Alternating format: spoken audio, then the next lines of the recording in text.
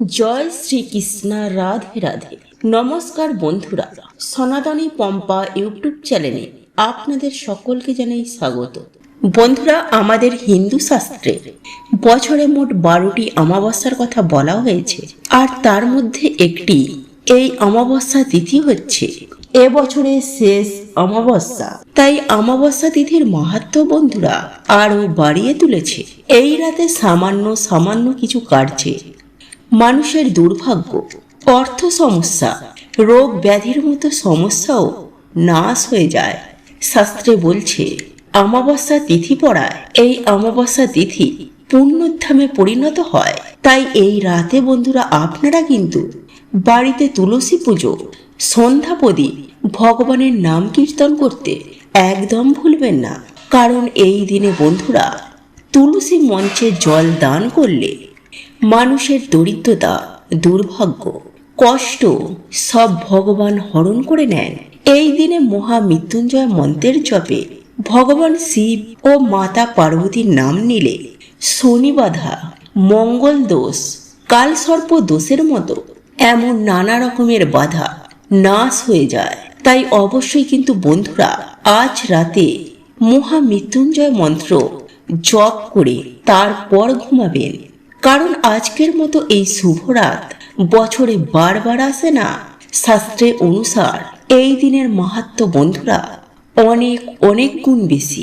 এই দিনে সামান্য কিছু কার্য বাড়ি থেকে সমস্ত রকমের নেগেটিভ এনার্জি নাশ করে দেয়। ফলে বাস্তুদোষ, দুর্ভাগ্য, দারিদ্রতা কেটে যায়।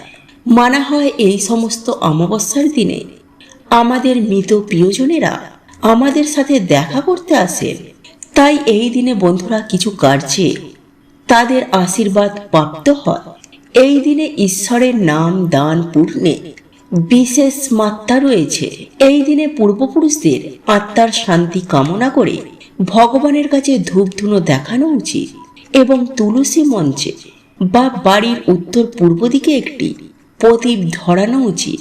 এতে মা লক্ষ্মী বিশেষ কৃপা প্রাপ্ত হয় এবং তার সাথে ভগবানকে বারবার বলা উচিত যে আমাদের সকল প্রিয়জনের পিত আত্মা যেন শান্তি প্রাপ্তি করে।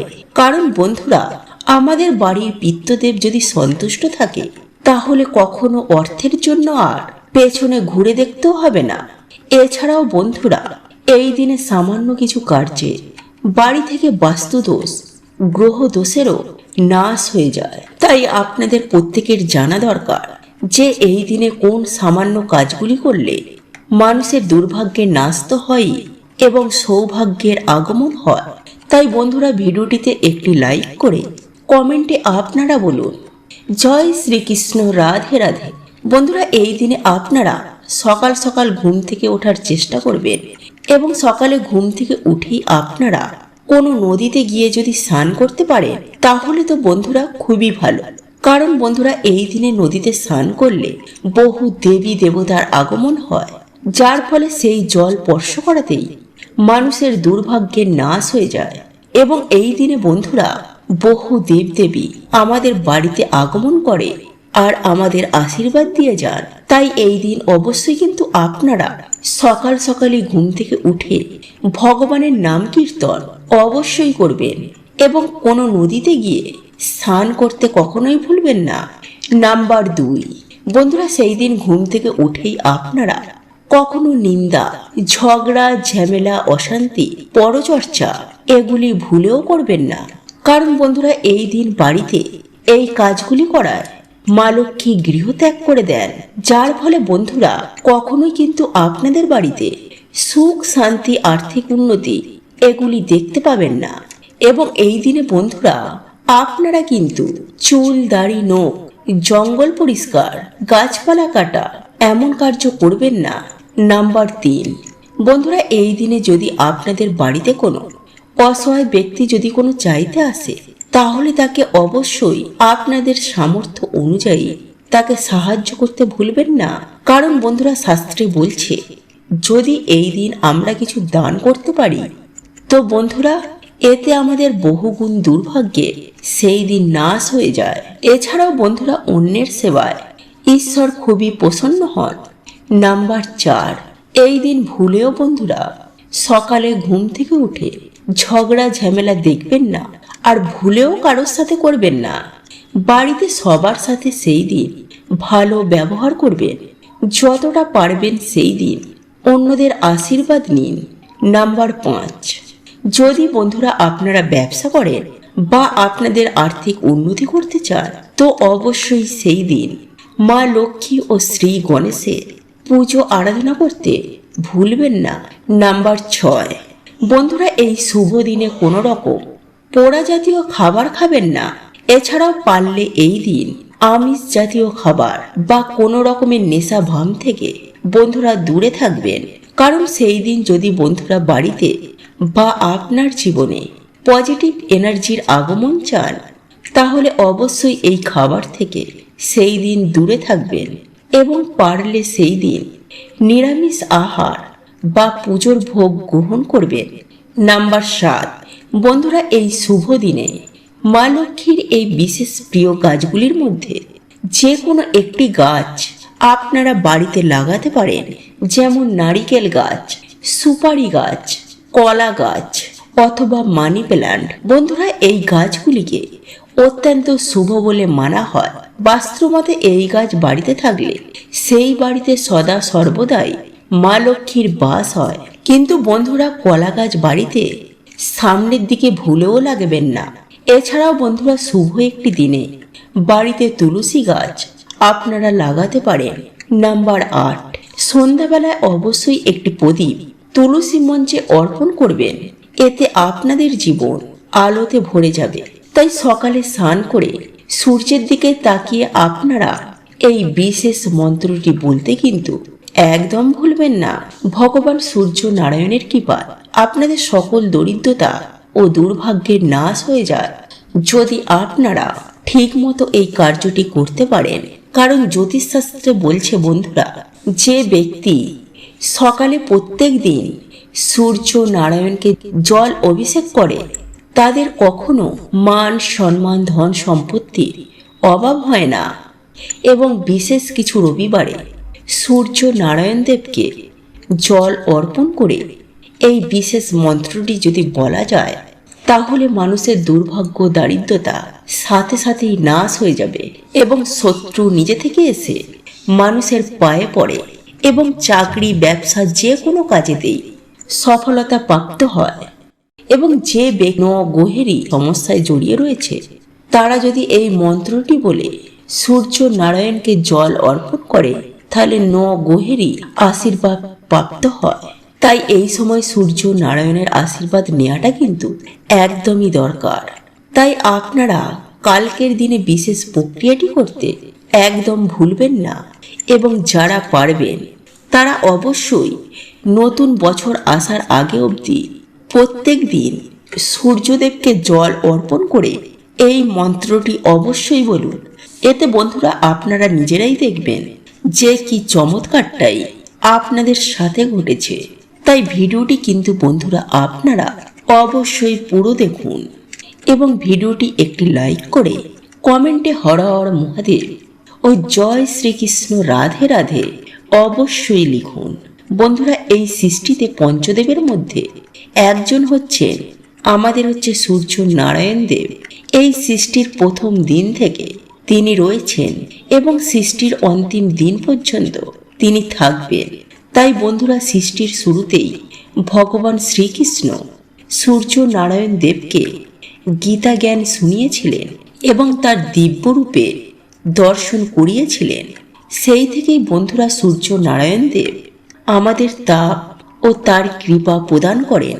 তিনি একমাত্র দেব যিনি প্রত্যেক দিন আমাদের দর্শন দেন। তাই বন্ধুরা তার প্রভাব আমাদের জীবনে সব থেকে বেশি পড়ে। তাই যদি বন্ধুরা আপনারা আর্থিক কষ্ট ভোগেন, যদি আপনাদের কিছুতেই উন্নতি না হয়, তো বন্ধুরা আপনারা এই বিশেষ দিনে ভগবান সূর্য নারায়ণ দেবকে স্মরণ করে স্নান করে আসার পর একটি ঘটিতে আপনারা কিছুটা কালো তিল এবং যে কোনো লাল ফুল দিয়ে একটি প্রদীপ জ্বালিয়ে প্রথমে ভগবান শ্রী গণেশকে স্মরণ করবেন। তারপর ভগবান বিষ্ণুকে স্মরণ করে আপনারা একটি আসনে বসে সামনে সেই ঘটিটি রেখে আপনারা 108 বার বা 11 বার সূর্য নারায়ণ দেবের এই মন্ত্রটি জপ করবেন। আর সেই মন্ত্রটি হলো বন্ধুরা, ওং আদিত্য ভিদময়ে দিবাকরে ধীমহি তন্ন সূর্য প্রচোদয়া। বন্ধুরা, এইভাবে এই মন্ত্রটি পাঠ করার পর আপনারা সূর্যদেবকে এই অর্ঘ্যটি নিবেদন করবেন। মানে সেই ঘটির জলটি আপনারা পূর্ব দিকে মুখ করে ভগবান সূর্য নারায়ণ দেবকে স্মরণ করে আপনাদের মনের বাসনা বলে ভগবানকে প্রণাম করে আপনারা এই জলটি অর্পণ করবেন। কিন্তু বন্ধুরা, এই জলের এক ফোঁটাও এসে আপনাদের পায়ে না পড়ে, এই সামান্য জিনিসটি বন্ধুরা আপনারা খেয়াল রাখবেন। বন্ধুরা, এই দিনে ভগবান শিব ও ভগবান বিষ্ণুর পুজো আরাধনায় এক বিশেষ ফল প্রাপ্তি হয়। তাই এই দিনে বন্ধুরা আপনারা অবশ্যই ভগবান শিব ও ভগবান বিষ্ণুর মন্ত্র জপ করতে একদম ভুলবেন না। তাই পারলে আপনারা আজকের রাতে মহামৃত্যুঞ্জয় মন্ত্র ও মহামন্ত্র অবশ্যই জপ করুন। নাম্বার 2, বন্ধুরা, লবণ আমাদের জীবনে একটি গুরুত্বপূর্ণ উপকরণ। খাবারে লবণ না হলে সেই খাবারের গুণমাত্রা একদমই কমে যায়। কারণ বন্ধুরা, সায়েন্স বলছে যে কোনো মানুষ লবণ ছাড়া বেশি দিন বাঁচতে পারে না। এছাড়াও জ্যোতিষ শাস্ত্র অনুসার আমাদের স্পিরিচুয়াল জগতেও কিন্তু লবণের এক বিশেষ ভূমিকা রয়েছে। লবণ নেগেটিভ এনার্জিদের শোষণ করে নেয়। তাই এর জন্য বন্ধুরা বলা হয়, যে কোনো শত্রুর বাড়ি থেকে বা কোনো পাপী ব্যক্তির বাড়ি থেকে লবণ কখনো নিতে নেই। এমনকি কারোর কাছ থেকে কখনো লবণ দান হিসাবে নিতে নেই। এছাড়াও বন্ধুরা, লবণের মাধ্যমে নবগ্রহকে শান্ত করা যায়। ফলে সেই ব্যক্তির জীবনে আবার সুখ শান্তির মুখ দেখে ও মান সম্মান জীবনে প্রাপ্তি করে। তাই জ্যোতিষশাস্ত্রের লবণের ব্যাপারে কিছু বিশেষ উপায়ের কথা বলা হয়েছে, যা করে আপনারা আপনাদের দুর্ভাগ্যকে সৌভাগ্যে পরিণত করতে পারবেন। বন্ধুরা, হঠাৎ করে যদি আপনারা দেখেন যে আপনাদের বাড়ি থেকে সুখ শান্তি চলে যাচ্ছে, তো আপনারা কি করবেন? একটি কাঁচের গ্লাস নিয়ে তাতে জল ও লবণ মিশিয়ে আপনাদের বাড়ির দক্ষিণ পূর্ব দিকে সেটিকে রেখে দিন। পারলে আপনারা সেই গ্লাসের পেছনে একটি লাল রঙের আলো জ্বালিয়ে দিন এবং যখন সেই গ্লাসের জল ধীরে ধীরে শুকিয়ে যাবে, তখন আপনারা গ্লাসটি ধুয়ে আবার এই প্রক্রিয়াটি করুন। কিছু দিনের মধ্যেই বন্ধুরা এই জল আপনাদের বাড়ি থেকে সমস্ত নেগেটিভ এনার্জিতে শোষণ করে নেবে। ফলে আবার সুখ শান্তি আপনাদের বাড়িতে ফিরে আসবে। এছাড়াও বন্ধুরা, আপনারা রাতে ঘুমানোর আগে 1 চামচ লবণ আপনাদের মাথার ওপর থেকে 7 বার অ্যান্টি ক্লক ওয়াইজ ঘুরিয়ে আপনারা বাড়ির বাইরে গিয়ে সেটিকে ফেলে দিন। এইভাবে বন্ধুরা আপনারা 3 থেকে 4 দিন করুন। এছাড়াও রাতে ঘুমানোর আগে আপনারা 1 চামচ লবণ জলে মিশিয়ে ভালো করে হাত পা ধুয়ে তারপর ঘুমান। দেখবেন রাতে ভালো করে ঘুম হয়েছে এবং রাহু কেতুর অশুভ প্রভাব আপনাদের জীবনে পড়বে না। এছাড়াও যদি বন্ধুরা আপনাদের জীবনে কিছুতেই ঝগড়া ঝামেলা অশান্তি এগুলি কাটছে না, তাহলে বন্ধুরা আপনারা কি করবেন? কিছুটা সিন্ধুক লবণ একটি কাঁচের পাত্রের মধ্যে রেখে আপনাদের বাথরুমে রেখে দিন, অথবা একটি লাল কাপড়ের মধ্যে বেঁধে এই লবণ আপনারা আপনাদের মেন দরজার উপরে টাঙিয়ে দিন। দেখবেন কিছুদিনের মধ্যেই আপনারা আপনাদের বাড়িতে আবার সুখ শান্তি ফিরে এসেছে। কিন্তু বন্ধুরা, এই লবণ আপনারা সপ্তাহে সপ্তাহে চেঞ্জ করতে একদম ভুলবেন না। জয় শ্রীকৃষ্ণ, রাধে রাধে। বন্ধুরা, আজকের এই ভিডিওটি যদি আপনাদের পছন্দ হয়ে থাকে তাহলে ভিডিওটি লাইক করুন, কমেন্ট করুন এবং বন্ধুদের সাথে শেয়ার অবশ্যই করুন। মনে রাখবেন, আপনার একটি শেয়ার অনেক মানুষকে উপকৃত করতে পারে। আপনি যদি সনাতনী পম্পা ইউটিউব চ্যানেলে এখনো পর্যন্ত নতুন হয়ে থাকেন তাহলে চ্যানেলটি অবশ্যই সাবস্ক্রাইব করবেন এবং পাশে থাকা নোটিফিকেশন বেল আইকনটি ক্লিক করবেন। এইরূপ নিত্য নতুন ভিডিও সবার আগে দেখার জন্য ঈশ্বর আপনার মঙ্গল করুন। আপনি সুস্থ থাকুন, ভালো থাকুন।